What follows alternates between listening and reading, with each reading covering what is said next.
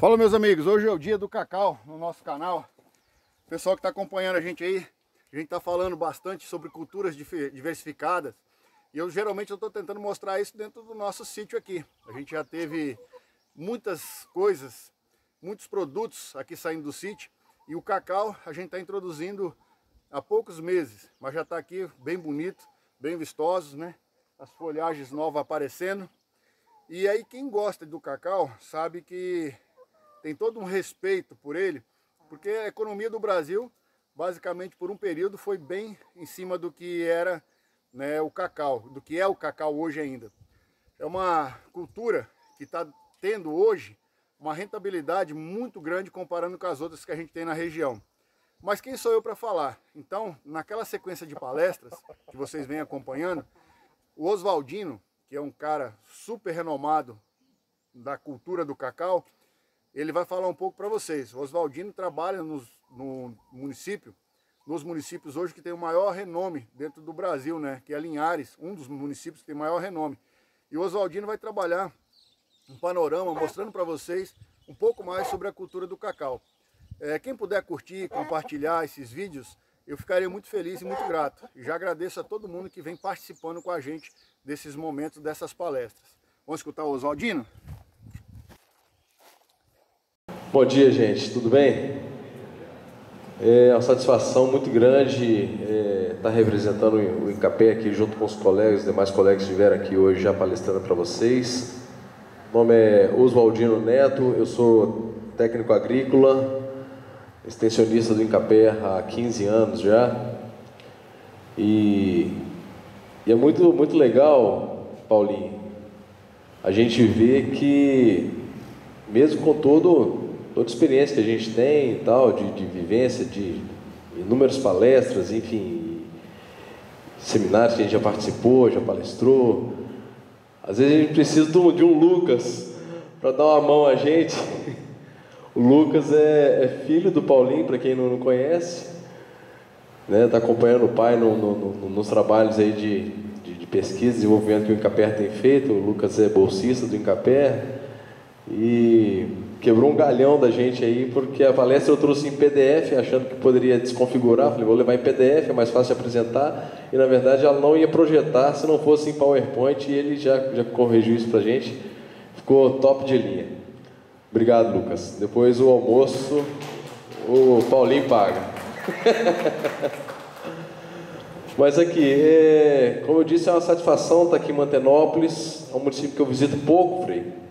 Na verdade, a gente fica mais focado lá na região de Colatina, um pouquinho até Pancas, até Alto Rio Novo já vim mais, mas Mantenópolis bem pouquinho, né? Marilândia, onde a gente tem a nossa fazenda experimental, a região de Linhares, Alto São Rafael, ali onde eu tenho uma propriedade também, e lá a gente desenvolve um trabalho muito legal também de turismo, tem inovado com relação a plantio de uvas, né? A gente tem praticamente 1 hectare de uva lá também. E aí trabalha com diversificação também, né? A gente tem cacau, que é o tema da nossa palestra hoje, mas também trabalha com tangerina pocã, né? O café conilon, né? Tentando trabalhar um pouquinho a questão de qualidade do café conilon.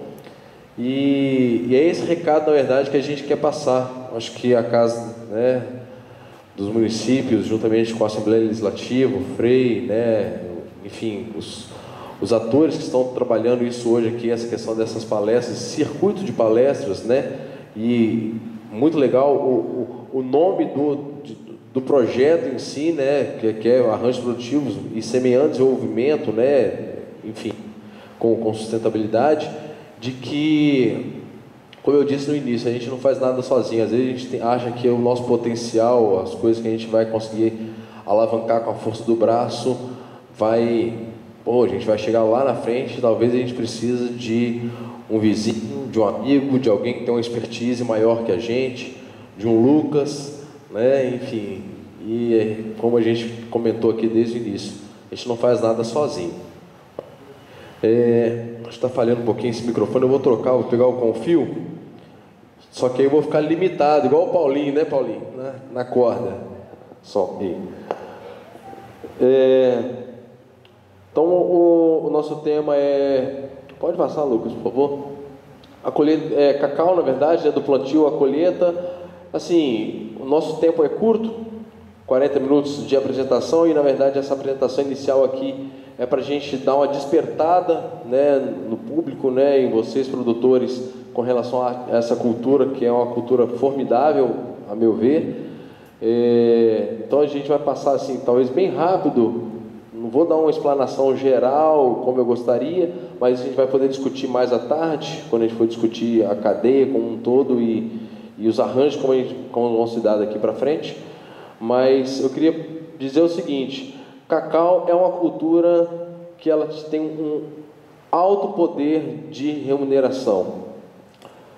A questão é que a gente pensa cacau ainda como a gente pensa café, Paulinho, como commodity, como um produto que a gente vai produzir e vai entregar para alguém que compra na nossa cidade, para ele vender a saca lá para frente para alguém beneficiar.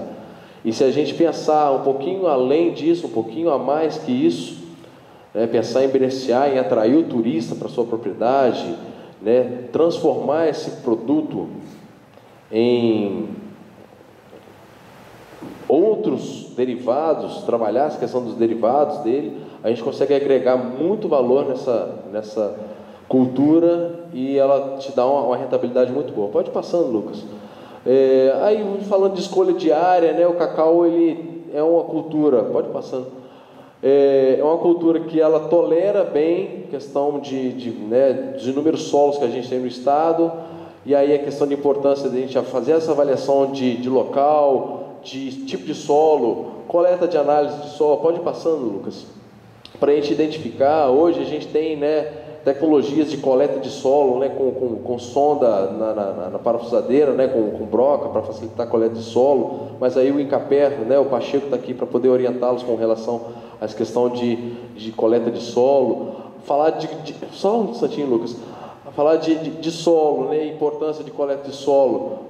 Paulinho já descreveu isso bem, a questão de que a gente precisa colocar nutrientes e condicionantes de solo ali, né, as características de solo, físicas e químicas, né, de maneira que a planta possa ter o maior potencial possível de absorção de nutrientes. E aí, para isso, a questão da importância de coleta de solo, né, dentro da cadeia do cacau, dessa atividade do cacau, da cultura do cacau, a gente tem a questão de muitos trabalhos já realizados aí pela CEPLAC, pelo próprio Incaper, né, de seleção de materiais genéticos tolerantes aos principais problemas que a gente tem na cultura do cacau, por exemplo, a vassoura de bruxa, né, e aí a gente tem materiais que foram desenvolvidos, né, com o PS319, né, que foi identificado lá em Porto Seguro, né, SJ02, né, esses são cultivares de cacau. Passa aí, Lucas.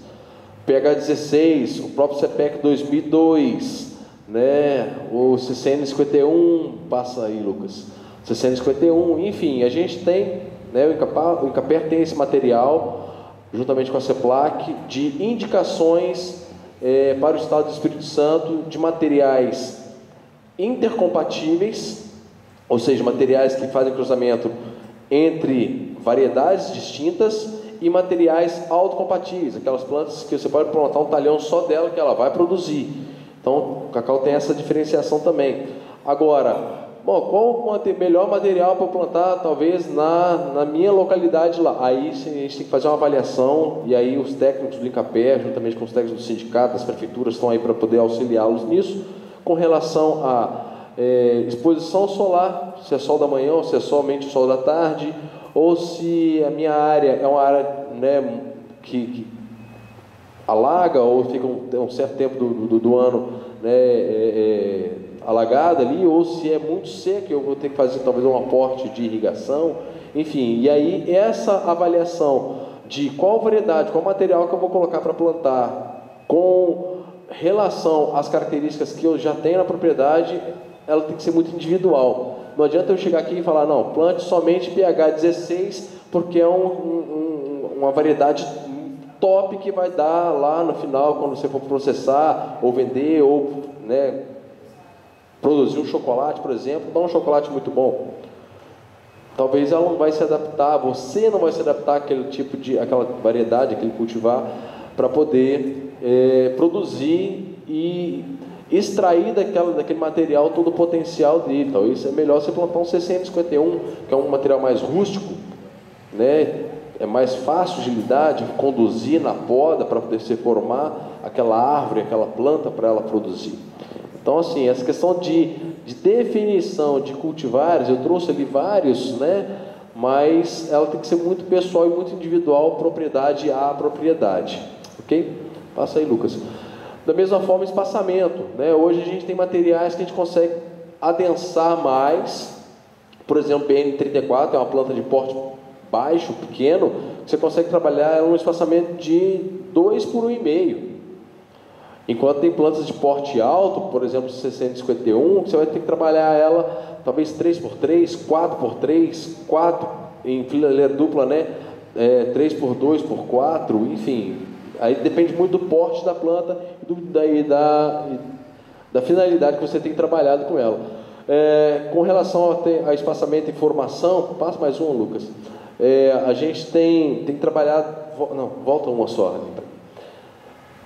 Volta, é isso aí. Questão na formação, eu vou falar um pouquinho mais adiante também, de você trabalhar não em consórcio. Consórcio é quando você planta e aquelas duas culturas vão permanecer em cultivo durante o período de produção, né? Mas como se fosse um consórcio temporário. Você faz a implantação de uma cultura para dar uma condição até que aquela planta se desenvolva. No caso do cacau, a gente utiliza muito a formação do cacau junto com bananeira.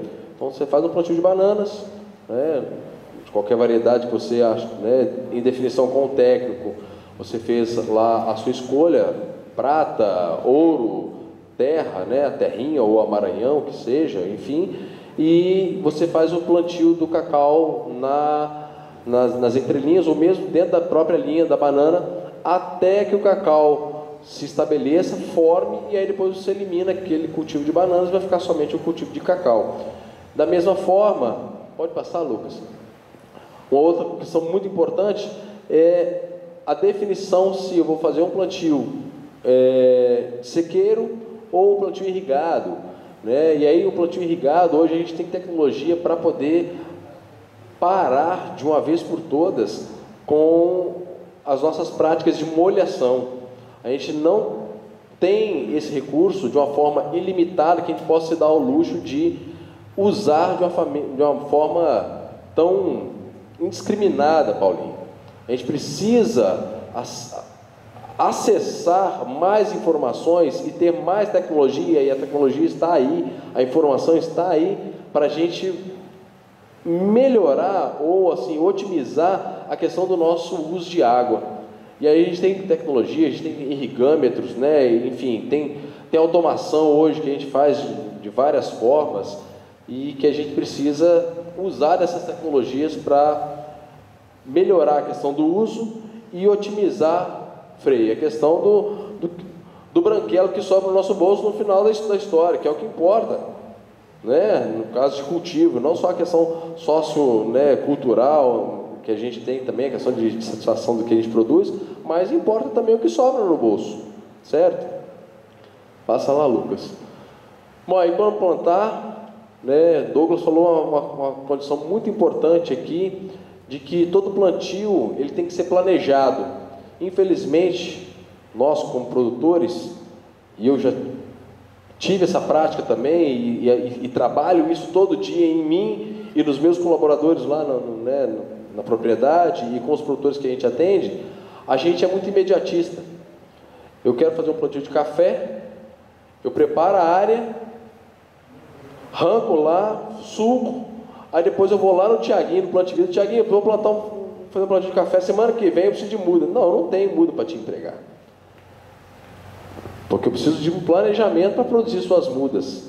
E aí o que você vai fazer? Você vai no seu vizinho que tem um viveiro lá de fundo de quintal, uma muda de refúgio, uma muda muito mal preparada, com um substrato que você não tem procedência daquele substrato, se foi terra ou que seja, né, um outro de substrato para produzir a muda ali, se aquele substrato ele veio contaminado, talvez lá com algum tipo de patógeno, de nematóide que seja, ou o próprio material genético que foi retirado para poder fazer aquelas mudas. Se é um material que talvez não te interesse, mas você está com a área pronta e precisando plantar ali, você tem que se sujeitar àquele material genético que o cara tem lá para te entregar, uma muda já passada, enfim. Planejamento é o nome, é a bola da vez. A gente precisa se planejar, Paulinho. E aí, dentro dessa ênfase de planejamento, muda é o principal. Onde eu vou adquirir essas mudas? Douglas falou aqui, né, da aquisição de mudas de uva, né, de viveiro, vários viveiros que tem de renome no país aí, no estado a gente tem, né, como referência de plantio de mudas de frutíferas, por exemplo, o viveiro lá em Linhares, né, da Frucafé é a referência nossa, mas enfim, temos vários viveiristas no estado, tem lá Renazem, tem certificação, tem avaliação, tem fiscalização de mapa, enfim, em cima, para te garantir que aquela muda que você vai pagar aí, no caso de uma muda de cacau, R$5, que não é um preço barato, uma muda de uva que você vai pagar R$10 a R$15, que não é barato, uma muda de café que hoje está valendo de R$1,50 a R$2, que não é barato, mas que aquela muda ela vai te responder, vai te entregar toda a carga genética, toda a tecnologia, todo o potencial que você espera daquela muda, daquele plantio, né? E aí a questão de mudas, a gente tem vários tipos de modalidades de preparo de mudas, né? No próprio cacau a gente tem muda enraizada também, Paulinho, que é assim, é uma tecnologia muito interessante, mas que foi durante um período mal utilizada, e aí por isso ela tomou um certo estigma, né, de quem utilizou, dizendo que era uma muda ruim, e não é, questão só de manejo, de forma de condução, de poda, de condução de lavoura, né? A gente tem a questão das mudas seminais enxertadas, que aí né, é um pouquinho mais fácil de condução, mas também né, requer cuidados, requer tecnologia, e é o que a gente tem de maior difusão hoje, né, de modo geral, né, o pessoal mais utiliza, é a muda seminal enxertada, e aí a gente tem a questão de utilizar, né, como o Paulinho disse, os arranjos de, eu vou usar um cavalo ali, uma muda seminal, que ela tem uma boa tolerância à seca, a nematóide, um potencial grande de extração de nutrientes, né, de explosão de nutrientes para cima, para poder formar copa, e aí eu utilizo na copa um material que tem maior interesse, né, de produção ou de características ali de fruto, né, e amêndoas lá, que é interessante para o que eu quero, que eu desejo lá como entrega ao cliente, né. Questão de formação em cabruca, talvez aqui é um nome que soa um pouquinho estranho para alguns, mas na região de Linhares, Colatina mesmo, um pouco, a gente tem um histórico muito grande de produção de cacau, né, de mais de 100 anos em Colatina também, né, e principalmente sul da Bahia, essa era a forma de condução e de formação de plantios de cacau até então, né. O nome cabruca era justamente o produtor, o cacauicultor ali, ele entrava na Mata Atlântica, né, cabrucava, ou seja, limpava só a ciposada, só o subbosque, com a ponta do facão ele fazia um buraquinho na terra e já carregava um embornal de semente e ia plantando o cacau dessa maneira. Então, por isso chamava cabruca, porque ele cabrucava a mata e ia plantando o cacau no subbosque da mata para poder produzir. Isso tinha um baixo potencial produtivo, porque você acaba não tendo um espaçamento definido, né, ou as plantas não se desenvolvem muito bem, e é difícil você formar uma planta sombreada, né, enfim, mas conseguia-se uma produtividade aí de 5 até 13 sacas por hectare dessa maneira, que é um potencial até razoável, e te dá um conforto, talvez, ali, por conta do ambiente e tal, né. Já na questão de SAFs, né, e aí a gente trouxe essa tecnologia como se fosse uma cabruca, só que aí controlada, você produz esse arranjo, né, de maneira que você trabalha espécies florestais ou outras espécies produtivas também, cajamanga, né, jambo, coqueiros, pimenta do reino, isso tudo você pode trabalhar aí sim em consórcio com o cacau, uma vez que ele é uma planta que ele tolera sombreamento, ele não é uma planta de sombra, ele tolera sombreamento, então você não pode fechar demais essa área também, tá? E aí a questão do arranjo, como vai se dar, se em fileira dupla, se em fileira tripla, a cada 12, 15, 30 metros você vai colocar uma linha lá de seringueira, de mogno africano, de guanandi, de cajamanga, o que quer que seja, juntamente com suas plantas de cacau, para você ter também um rendimento lá ao longo prazo, 10, 15, 20 anos lá, um rendimento madeireiro, que é interessante também, ou durante o período aí de colheita, né, com cajamanga, por exemplo, né, você pode ter outros arranjos, né, filho? Então, assim, são outras maneiras que a gente tem de trabalhar o cacau. Aí, no caso, um plantio em consórcio com um mogno africano, pode passar. Aí, com coqueiro, né, o coqueiro anão, pode passar.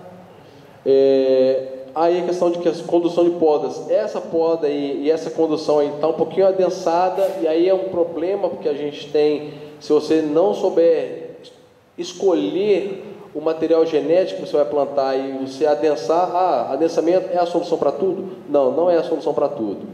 Adensamento é uma tecnologia muito interessante no café, no cacau e outras culturas, mas se você souber qual material que você está utilizando ali, não é isso, Paulinho? Se você pegar um material, por exemplo, esses materiais que são muito tem um porte grande, né?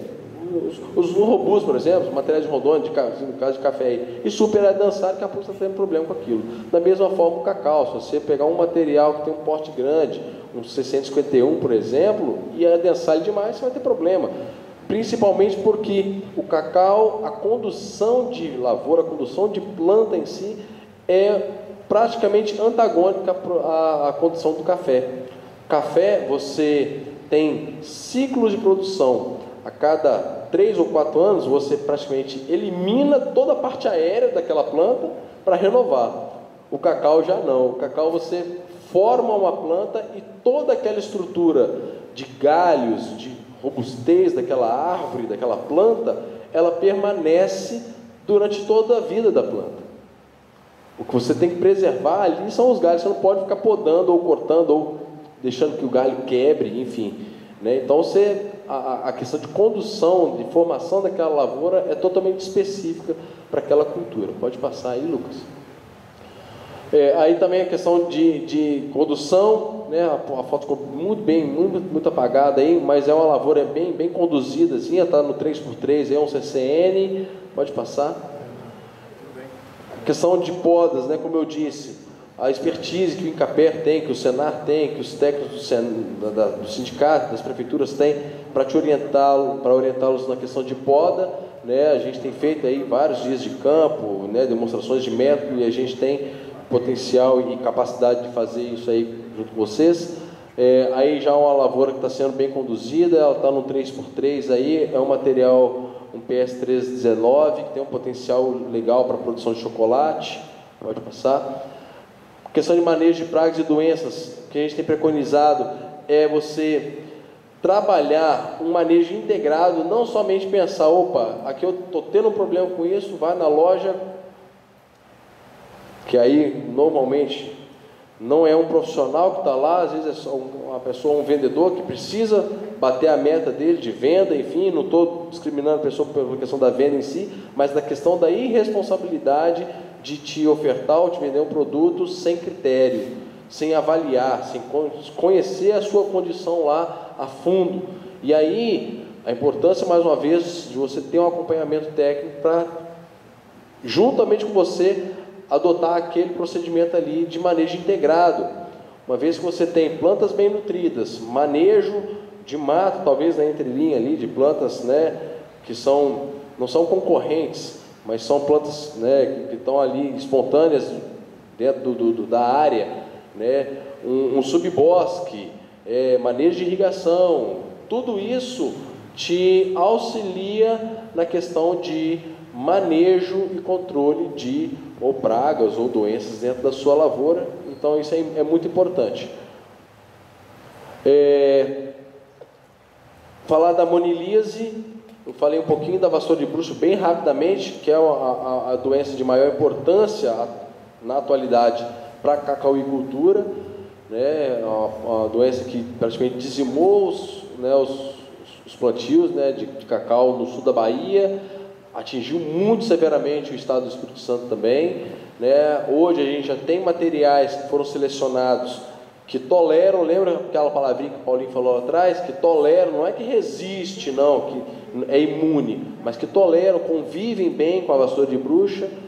E hoje a gente tem um problema que a gente está muito atento, né, o Estado está muito atento, que é a monilíase, que é uma outra doença que já chegou no país, está naquela região lá, né, amazônica ainda, mas que pela facilidade, Douglas, que a gente tem hoje de, eu vou visitar um parente lá em Rondônia, eu gostei desse material genético, dessa planta, vou levar uma mudinha disso aqui, ou vou levar um cacau de presente para não sei quem lá no Espírito Santo, talvez por falta de fiscalização, Frei, que a gente não tem perna talvez para fazer isso, o IDAF, o MAPA, né, quem quer que seja, pode ser que alguém traga algum material desse contaminado com monilíase, que é uma doença que eu acredito que Deus permita que não, mas tem um potencial de devastação maior que a vassoura de bruxa ainda. E não tem controle, então não tem controle. Não foi identificado lá nem defensivo químico ainda que consiga controlar a monilíase, que dirá a questão do manejo integrado. Então é um problema sério que a gente tem identificado e ficar atento. Tive qualquer problema na minha lavoura, nos meus frutos ali, observei qualquer anomalia, qualquer anormalidade, avise, procure um técnico de Icapé, né, como eu disse, o técnico que te orienta para fazer uma avaliação juntamente com você. Ok?